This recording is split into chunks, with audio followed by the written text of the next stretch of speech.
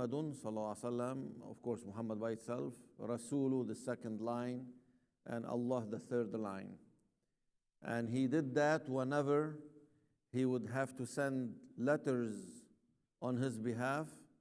They said the kings of Rome and Persia would not take official letters until they are sealed by some sort of a stamp. So he asked that a ring is to be made, and it had these three words on it, sallallahu alayhi wasallam, and he would dip it in some sort of wax, whatever it is, and stamp it on the letter so it would be known it is official.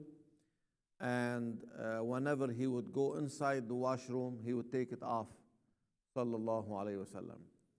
Today the hadith speaks about that he used to wear it in his right hand, alayhi salatu wassalam.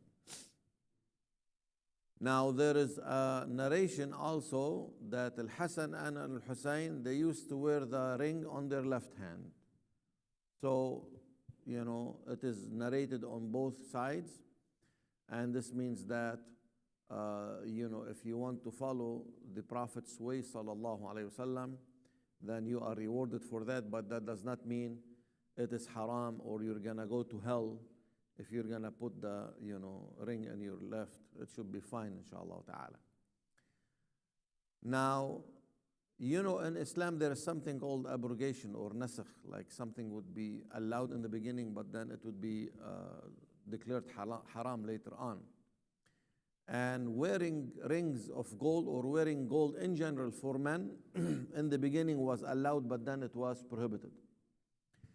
The hadith for that, it was narrated through Ibn Umar, أنه اتخذ صلى الله عليه وسلم خاتما من ذهب, that the first time the Prophet took a ring made of gold.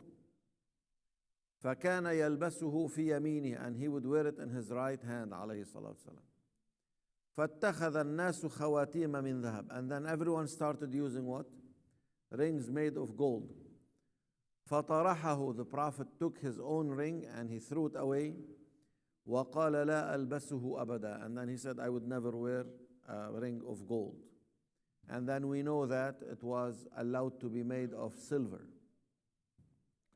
In another hadith narrated by Ashab al-Sunan except for Tirmidhi, and also was mentioned by Imam Ahmad in his Musnad through Imam Ali radiyallahu ta'ala anhu, أن رسول الله صلى الله عليه وسلم أخذ حريرا فجعله في يمينه وأخذ ذهبا فجعله في شماله. He took a piece of original,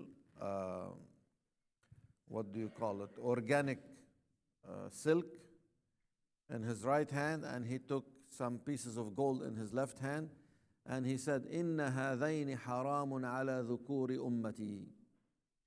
These two materials are prohibited on the males of our ummah. Why? Some people try to make reasons. The basic reason is that the Prophet said that and we follow him, sallallahu alayhi wasallam. What is the benefit? What is not benefit? That's not our duty. He speaks of the truth, alayhi salatu wasalam, and there could be reasoning that we can understand and there's none, whatever it is. But this is why we follow the sunnah.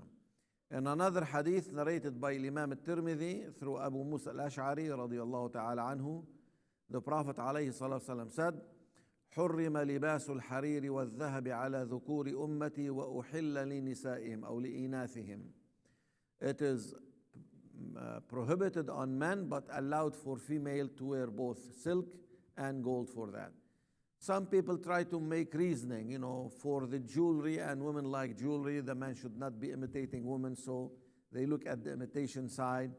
Some people try to think that if the Prophet ﷺ allowed even men to use gold, then there will be a lot of money, because gold is money, wealth, like wasted in the hands of people not used to circulate wealth. Whatever the reasoning is, it could make sense to people, it could not make sense to others.